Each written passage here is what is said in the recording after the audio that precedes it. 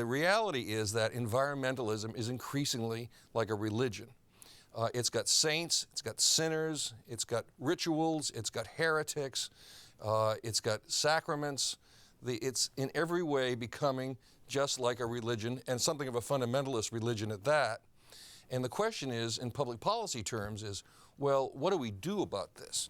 This religion, let's call it carbon Calvinism, is interested in doing everything from changing international relations to changing the economy. And the question is, how do you handle millions of people who are devoted in a way that is beyond conversion in what they believe? Well, this is far more than a cult. Tom Wolfe has taught us that a cult is a religion that doesn't have political power, and this one certainly does. Environmentalism as religion has been building for a good 40 years or so. It cuts in two directions.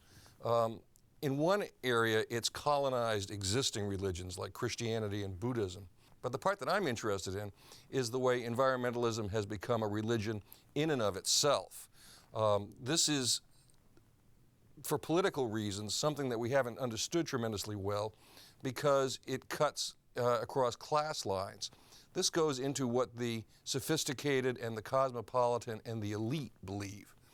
The interesting thing to me about this new religion is that it has doctrines, it has creeds, it has holy men. Al Gore, for example, his followers, would have you believe that he was crucified in the 2000 election, and he rose again to ascend to heaven twice, not only to win the Nobel, but to win the Academy Award. It's got hundreds of holy places, from Yosemite to the Blue Ridge. It's got sacraments like the ritual buying of the Prius that is not unlike a certain kind of confirmation. And it's a market success. It has a distinction between the sacred and the profane that's called organic food. Organic food has increased in sales by 20% per year, every year, since 1990. And I mean, it's almost a sort of a communion.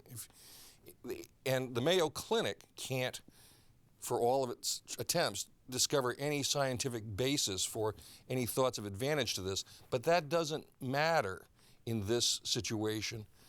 It's a question of belief. It's a belief system. Now, this is not to challenge the notion of climate change in any way. There's plenty of scientific data that demonstrates that climate change is real. Nor is it meant to deny that humans are part of this. Lots of evidence of that, too. The problem is that belief systems, it's very difficult to change people's minds. Empiricism was specifically created in order to change people's minds without having to go out and kill them.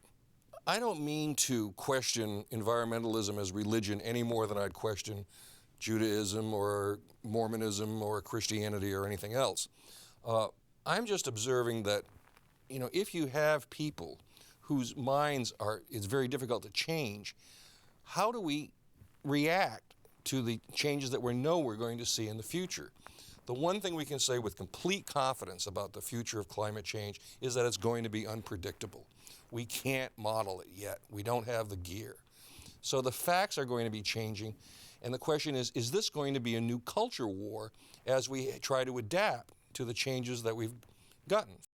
One of the problems that I'm concerned about is that suppose technology changes everything that the entire argument about the climate. Suppose, for example, that it were to become obvious that the way to solve the problem of adapting to climate change would be to genetically modify organisms or to genetically modify our food. Suppose, just for the sake of argument, that became scientifically obvious. Would you be able to change the minds of people who are committed to the notion that GMO food is evil? Or, would you be able to adapt in an agile way to changing circumstances, both in terms of technology and climate change? Or would you have to go to a religious war that just went on forever? Are we going to let the planet fry while we debate who is more pure than whom? the polls show that only 39% of Americans believe in evolution. We've got these knockdown, drag-out battles over things like gay rights and abortion. Is carbon Calvinism going to be the next culture war?